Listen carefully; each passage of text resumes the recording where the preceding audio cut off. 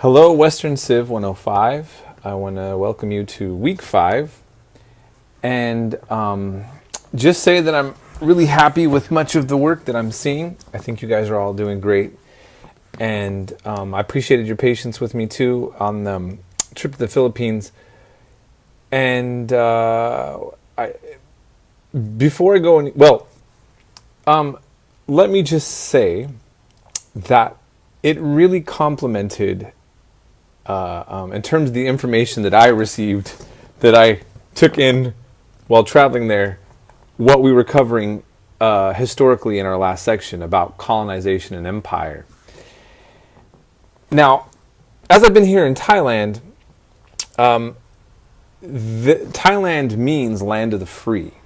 It was originally called Siam until like the 30s, and then there's some debate about why there was a transition to calling it Thailand as opposed to Siam. But it represents not freedom individually, but collectively, because Thailand, unlike its neighbors in the region, has not been colonized. They've been bullied. They've had some territorial losses they don't like to talk about too much. There was some complications with Japan in World War II, but ultimately they remained relatively, or if not fully, autonomous. And they're very proud of that. Now, in regards to what happened in the Philippines, Spain's conquest was pretty harsh from the beginning. And I was just reading up on that when I was going there. And, Islam, the majority of people in the South are actually Muslim, and they were Muslim before Christians got there. And in fact, it's interesting that this whole region of Southeast Asia is almost all the people share a religion, share practices of animism or spirits, belief in things that were predated these religious traditions that came into Southeast Asia with a text, right? So I think around 95% or so of the population of Thailand is Buddhist. Buddhism came in through Buddhist missionaries from India. And the court is influenced heavily, their monarchy, by the Hindu court system of India. Myanmar is also majority Buddhist, although they just did an ethnic cleansing of a huge amount of Muslims that the British brought in during colonization. Okay, and that's a complicated legacy that is having repercussions even now in a country like Myanmar. The largest Muslim country in the entire world demographically is Indonesia in this area. And then there's Malaysia, Muslim, and southern Philippines, Muslim, and then Christianity in a good chunk of the Philippines. And Christianity really only made its major mark in the Philippines, in this area. There are Christians here. The missionaries have been working these areas for a while, for a while as well. But in any case, it's wild seeing how similar the cultures were or are, but yet the religion being different creates a different kind of sense of perspective on things. In any case, I had a great time with my daughter's family. So warm and so hospitable. But it was also eye-opening on just seeing what the conditions of the colonial legacy of a Western empire could be on a nation, and also just where a current state of just corruption that really blew my mind. I mean, I have been around a little over 4 months in Thailand off and on. And this is a country that is called a developing country, or often called a third world. They've been really trying to improve things, but ultimately the standards of living are not as high as other parts of the world. Well, I went to the Philippines, and it's like, whoa, that's a whole nother level. And the current president of the Philippines, I mean, if you think that Donald Trump is polarizing, our president, right? If you say you're pro-Trump or anti-Trump, people get in the room, put their fists up, and it's ready for right? It's like, we're all dividing ourselves based on how we think about our current president. That's you see it on the Facebook wars, the YouTube wars, comments, people, all the family dinners don't work out like they used to anymore. It's kind of rough, right? Well, you get to the Philippines now. Duterte has killed somewhere over 7,000 people in the drug war. Basically, the drug situation has been so bad there, and he basically created a no tolerance policy that is a little mind blowing. I mean, even police that are caught. He's basically just sometimes shooting people on the spot. He's basically inferred that he's directly participated in some of this. And I went to the Philippines during this time. Now, Pastor Lee, my daughter's second cousin, which is my ex-wife's first cousin, he is this nice guy. He's a chaplain for the police department. He's an evangelical Christian. He sees himself as a community activist. And in his mind, I mean, he doesn't say that, but that's how I see how he thinks. In his mind, if the police follow Christianity and do it the right way, or live a biblical life, they won't be selling drugs, they won't be participating in corruption, and that it'll be a better place. Philippines will be a better place. And he feels that Duterte, although he's uncomfortable, according to him, about all the killing, is doing the only thing that can be done when the crisis level is so huge. That's it in his mind. Well, my taxi driver was just, I didn't even ask an opinion, and he's just like, Duterte is the spawn of Satan. He's a mass murderer. He only goes after the poor people, and I think he's the real gangster who's trying to consolidate all the power himself as the true drug lord, and blah, blah, blah. And I realized, I was like, I guess the United States is not the only country where people are seeing things very differently, right?